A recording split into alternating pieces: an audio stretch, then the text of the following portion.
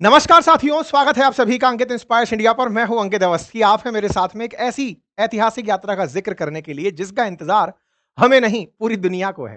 चर्चा है पुतिन साहब की। व्लादिमीर पुतिन साहब भारत आ रहे हैं।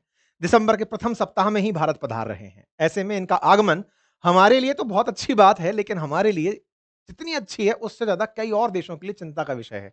और जिनके बीच चिंता का विषय है उनका नाम तो आप स्वतः ही समझ गए होंगे। हम अमेरिका की बात कर रहे हैं। ऐसे में जब अमेरिका भारत पर तमाम प्रकार के ये दबाव बना रहा है कि भारत रूस से तेल ना खरीदे, भारत रूस के साथ कोई भी व्यापारिक समझौते ना कर ले और उस बीच में पुतिन भारत आ जाएं, और वो भी अचानक ऐसे कि कल तक पता नहीं था, अब अचानक कैसे आ गए, ये स्थिति निश्चित ही ट्रंप को परेशान करने वाली होगी। जितना ट्रंप को परेशान करेगी उतनी ही ये मित्रता भारत के लिए भारी पड़ेगी। ऐसा मैं क्यों कह रहा हूं? क्योंकि बौखलाए हुए ट्रंप जब वो चाइना के अंदर इन तीनों का मिलना नहीं देख पाए थे, वो आज पुतिन जब भारत में होंगे, यानी कि जब आने वाले हफ्ते में जब भारत में होंगे, तो क्या वो वाक़ई में इसे पचा पाएगा? और भाई साहब, जब ट्रंप नहीं पचा पाएँगे तो वो क्या-क्या नुकसान पहुँचाएँगे, उसकी कैलकुलेशन संभवतया भारत सरकार करके बैठी होगी। हेडलाइन्स बनी हुई हैं कि भारत की यात्रा पर पुतिन आ रहे हैं और हम सभी दिमाग में इन्हें लेकर चल रहे हैं।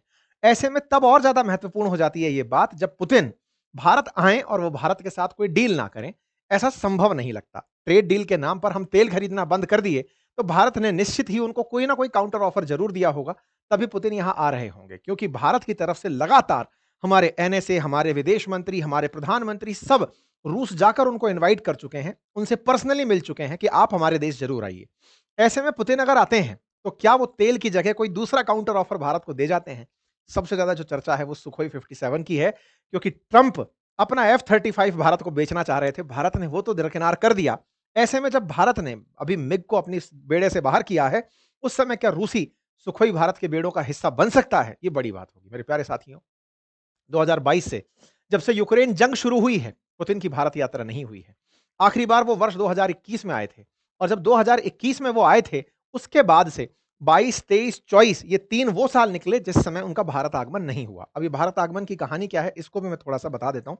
फिलहाल के लिए डेट समझ लीजिए, 4 और 5 तारीख को आप आ रहे हैं, और ये इन लोगों की मीटिंग जो भारत के अध्यक्ष मतलब राष्ट्राध्यक्ष और रूसी राष्ट्रपति, इन दोनों की जो ये मीटिंग है, ये 23वीं मीटिंग है, 23rd टाइम ये मिल रहे हैं। तो निश्चित ही कभी तो शुरू हुआ होगा।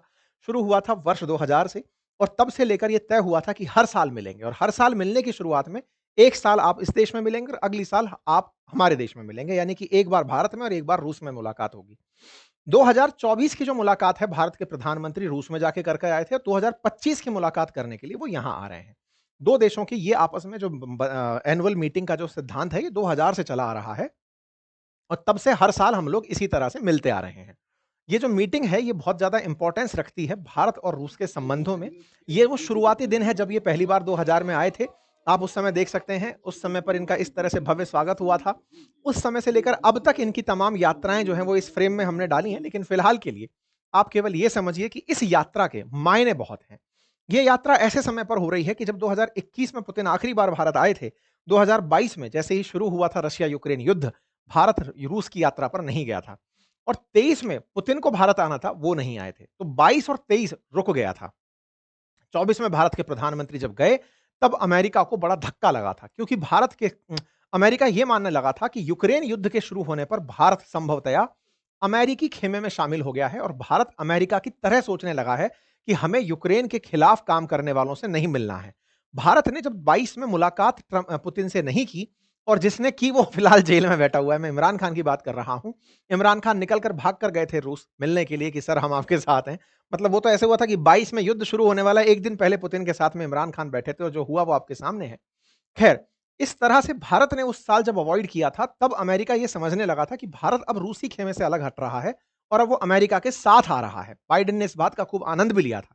23 में पुतिन नहीं आए इसी चक्कर में। हमको 22 और 23 में ये समझ में आ गया था कि पुराना साथी कौन होता है, और ये अमेरिका जैसा मतलबी साथी कौन होता है। तो हमने इसको बैलेंस करते हुए 24 में भारत की तरफ से रूस की यात्रा की थी, और प्रॉपर तरीके से पुतिन साहब से हम मिलकर आए, और कई मंचों पर हम पब्लिकली मिले। यही कारण था कि जब अभी पिछले 2 महीने पहले जब चीन के अंदर भारत के प्रधानमंत्री की पुतिन से मुलाकात हुई, तो काफ़ी अच्छे मोमेंट्स ऐसे निकल कर आए थे, जिसमें सेम कार साझा करना था, या आपस में एक-दूसरे के साथ वॉक करना था, एक-दूसरे के साथ ही बहुत ही व्यावहारिक तरीके से बातचीत करना था, वो काफ़ी चर्चा का विषय बना था।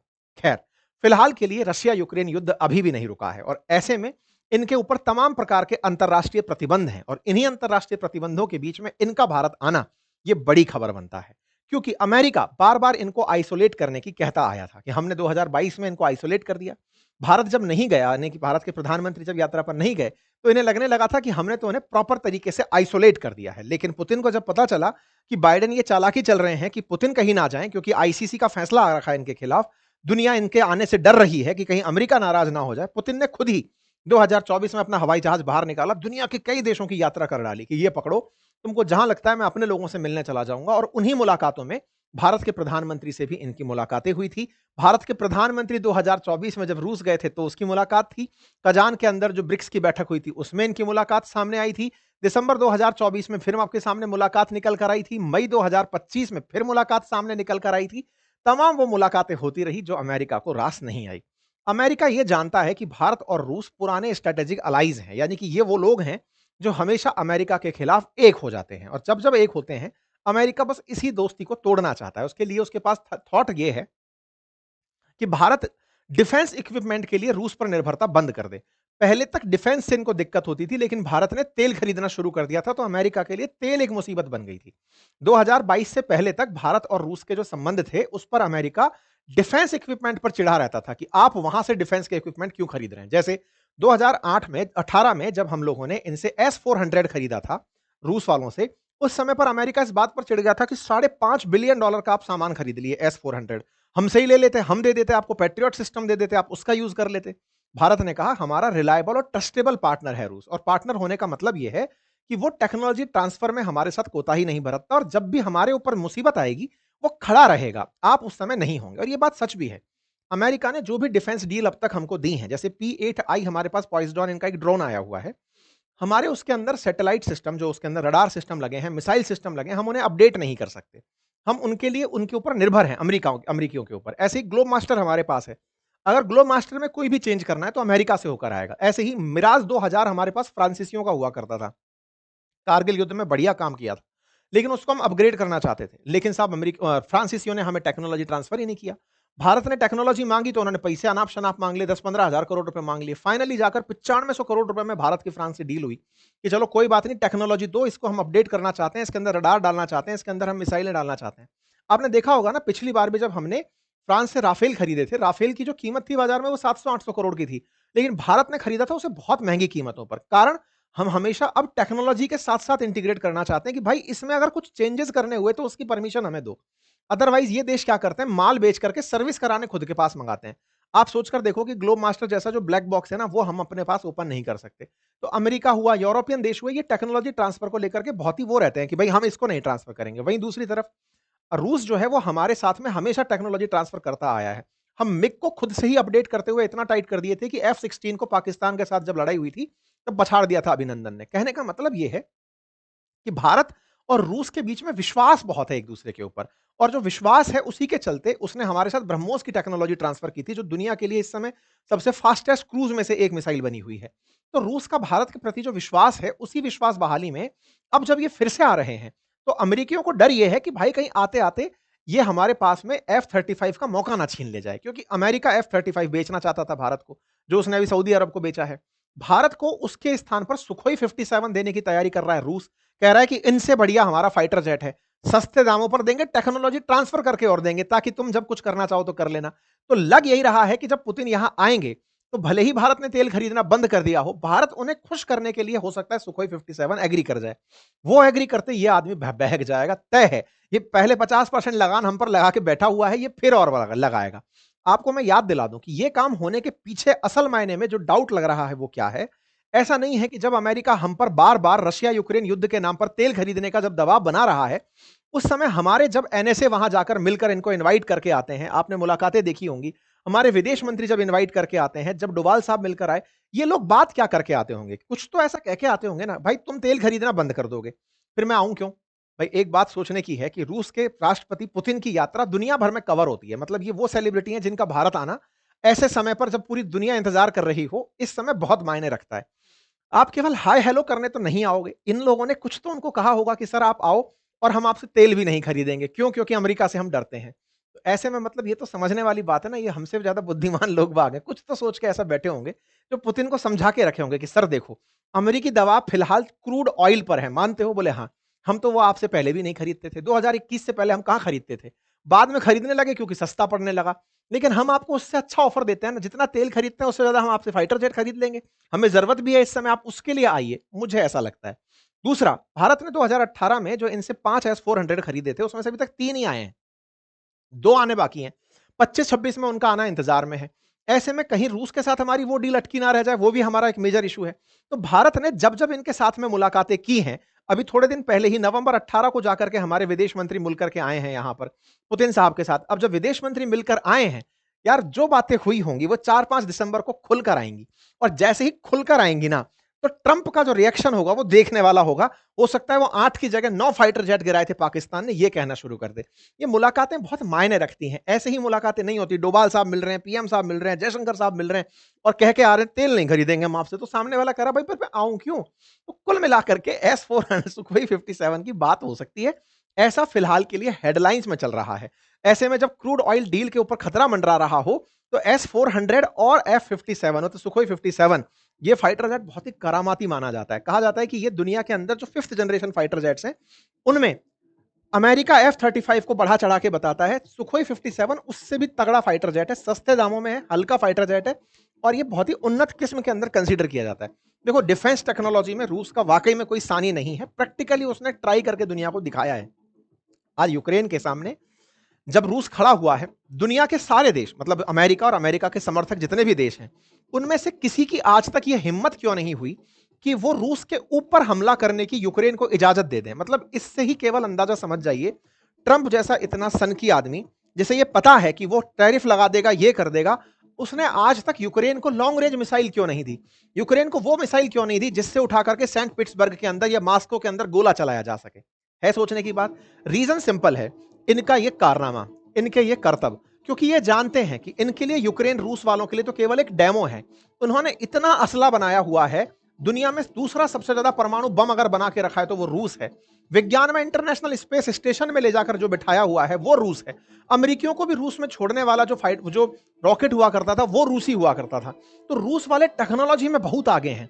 ऐसे में इनको डर ये रहता है कि अगर गलती से हमने कोई भी ऐसा कदम उठा लिया कि रूस का मार हम पर पड़ गया। अभी कल परसों पुतिन साहब बोले कि मैं यूरोपियंस को नहीं मारूंगा, अभी मेरा प्लानिंग नहीं है। अगर आप लोग ये सोच रहे हैं कि जेलेंस्की डराए पड़े हैं आपको कि वो अगला टारगेट यूरोप को बनाएंगे, अगला टारगेट, बोले नहीं, मेरा टारगेट नहीं हो तुम लोग।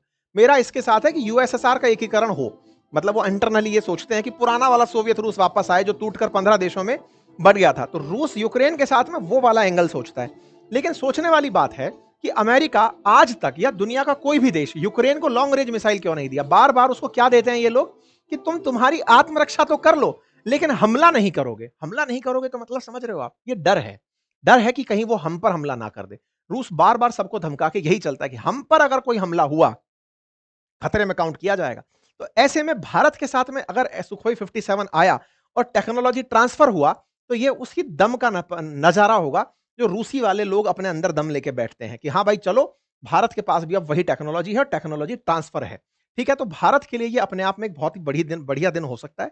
बिल्कुल वैसे ही जैसे आज ब्रह्मोस हमारे देश में बन रहा है। योगी जी को आप ब्रह्मोस के साथ खड़े देख रहे हैं, हमारे यूपी के अंदर ब्रह्मोस बन रही है, डिलीवर हो रही है और एक्सपोर्ट हो रही है। अब तो ये हो गया कि हमने ब्रह्मोस पाकिस्तानियों पर यूं ही आड़े दिन चला दी थी, कह दिया और सॉरी और बोल दिया था, गलती से चली गई 100-150 किलोमीटर अंदर। मतलब ये तो वो हाल है। तो ब्रह्मोस अब हमारा एक्सपोर्ट मटेरियल बन गया। और सुखोई 57 अगर तकनीकी आज तक वो किसी को नहीं दिया और भारत से कह रहा है कि मैं तकनीकी ट्रांसफर कर दूंगा, भाई 4-5 तारीख को मुझे बड़ी उम्मीदें हैं कि कहीं ऐसा ना हो कि हमें टेक्नोलॉजी मिल जाए। और टेक्नोलॉजी हो तो क्यों ना, आप पूछेंगे बुरी बात है क्या? ये बुरी बात नहीं है। बुरी बात ये है कि जो ट्रंप जो चिढ़ेगा ना, वो टैरिफ लेके बैठेगा, तगड़ा लेके बैठेगा। खैर निपटेंगे उससे भी, कब तक डरेंगे। फिलहाल के लिए 1980 के अंदर भारत ने जब मिराज खरीदा था ना फाइटर जेट फ्रांस से, उसकी हमें टेक्नोलॉजी नहीं मिली थी। 2011 में हमने 9700 करोड़ में खरीदी थी वो। ठीक है, तो ये टेक्नोलॉजी अपने आप में एक बड़ी चीज है साथियों। आने दीजिए, देखते हैं ट्रंप साहब जब आते, ये पुतिन साहब जब आते हैं तो भारत को और क्या देके जाते हैं। S-400 के हमारी बची हुई जो 2 बैटरी हैं उनका अभी आना बाकी है। इंटरेस्टिंग पार्ट क्या हो रहा है ना कि भारत ने इनके साथ जो पेमेंट है वो रूपी रूबल में किया हुआ है। इस चक्कर में भी S-400 थोड़ा आने में देरी देरी कर रहा है। फिलहाल के लिए भारत के जो 5 सेट है उसमें से 3 आ चुके हैं और अभी और आने बाकी हैं। साथ ही साथ भारत का रुपए और रूस का जो मिर है उस कार्ड का भी आपस में, भारत के बहुत सारे श्रमिक जो हैं वो रूस में जाके काम कर सकें, ऐसी डील संभावित है। तो अब देखते हैं क्या होता है। बाकी आप लोग इस बात को कैसे देखते हैं वो जरूर बताइएगा। इस बीच में मैं आपको कुछ इंटरेस्टिंग बातें और बता देता हूं। आपको मैंने बताया था कि अभी अमेरिका जो है वो रशिया यूक्रेन के बीच में समझौता कराने की कोशिशें कर रहा है। यूक्रेन को उन्होंने 28 पॉइंट लिखकर भेजे थे कि ये लोग पकड़ो पीस प्लान, पीस करके स्थापित करना। अब इस बात पर हुआ ये कि यूक्रेन ने पीस प्लान से इनकार कर दिया, ये कहते हुए कि आप तो ये कह रहे हो कि हम रूस को इतनी जगह दे देंगे। रूस से पूछा गया कि आप क्या अमेरिकी प्लान मानते हो? तो अमेरिका ने कहा, रूस ने कहा कि अरे कुछ नहीं था, एक क्वेश्चनेयर भेजा था अमेरिका वालों ने, बस वो क्वेश्चनेयर था। क्वेश्चन आंसर के आंसर करने थे, कुछ वैसा था। अच्छा, तो इन्होंने इसको बिल्कुल ये कहा कि कोई ड्राफ्ट एग्रीमेंट नहीं था, लिस्ट ऑफ क्वेश्चंस थे जो प्रपोज्ड थे, वो हुआ। इन्होंने अपनी तरफ से ये इंक्वायरी में आंसर दे दिया। फिर इनसे किसी ने पूछ लिया कि सर एक बात बताइए, आपको इन्होंने G8 से बाहर निकाल दिया था, बुरा लगा क्या 2014 में? तो इन्होंने कहा सुनिए, कुछ ब्रेकअप कभी अच्छे होते हैं। अब ये सवाल बड़ा इंटरेस्टिंग था, बोले क्यों? बोले मुझे G8 से निकाला, हम ब्रिक्स में ज्यादा ध्यान दे दिए और ब्रिक्स इस समय कंबाइंड रूप से G8 से ज्यादा प्रभावी है और ये सच भी है। ब्रिक्स के अंदर इंडिया है, चाइना है, रशिया है, ये तो 3 ऐसे देश हैं जिनकी कंबाइंड जीडीपी अगर निकालो तो वाकई में ये तो G8 से क्या G7 को टक्कर दे रहा है, 5 देशों का समूह। अब तो ब्रिक्स में और देश शामिल हो गए, 11 तक पहुंच गए, तो ऐसे में ज्यादा पावरफुल ब्रिक्स बनता जा रहा है। तो बोले ये ज्यादा अच्छे, कुछ ब्रेकअप कुछ अच्छे के लिए भी होते हैं, तो इन्होंने कुछ इस तरह से इसको कहा। तो रूसी S-400 भारत और खरीदेगा क्योंकि 2 तो बचे हैं हमारे पास आना, लेकिन उसका असर अमेरिकी डील पर क्या होगा जरूर देखेंगे। ट्रेड डील को भारत कैसे मैनेज करता है ऑयल के साथ, ये देखना होगा। उनके मुंह पर कैसे बोलता है भारत के साथ, सुनो ना अमेरिका से ट्रेड डील हमारी अटकी पड़ी है, अगर आप कहो तो हम तेल रोक दें आपका और उसके बाद कुछ और ले लेंगे। खैर फिलहाल के लिए इतना ही। बाकी भारत और यूएस के बीच में डिफेंस पैक्ट तो अभी थोड़े दिन पहले साइन हुआ ही है और आने वाले समय में दोनों के बीच ट्रेड डील हो जाएगी, ऐसा माना जा रहा है। फिलहाल के लिए इतना ही। आपकी जो भी प्रतिक्रियाएं हैं कमेंट बॉक्स में जरूर बताइए। चैनल पर नए हैं तो सब्सक्राइब करिए। साथियों जनरली आप ये सेशन मेरे रिकॉर्डेड फॉर्म में देखते हैं। अब लाइव के रूप में अगर आप मुझसे बातचीत करना चाहते हैं, आपके कुछ कमेंट्स अगर आप मेरे सामने रखना चाहते हैं, बातचीत करना चाहते हैं, तो आजकल हर रविवार शाम 8:30 बजे, 9:30 बजे, रात 9:30 बजे मैं आपके सामने आता हूं। लाइव प्रेजेंट होता हूं एकदम टक से। आप वहां पर अपने सवाल मुझसे पूछ सकते हैं, प्रिपरेशन से लेके, निजी जिंदगी से लेके, कोई उलझ है आपके दिमाग में उससे लेकर के मुझसे बातचीत अगर करना चाहते हैं तो आपका स्वागत है इसी चैनल पर रात्रि 9:30 बजे रविवार वार्ता के अंदर। Thank you so much. और हाँ, हमारी मंथ एंड सेल चल रही है, उसका लाभ ले लीजिए बातें बाजार की एप्लीकेशन पर और अपनी पाठशाला एप्लीकेशन पर। सारे कोर्सेज पर बहुत तगड़ा ऑफर चल रहा है। Thank you so much.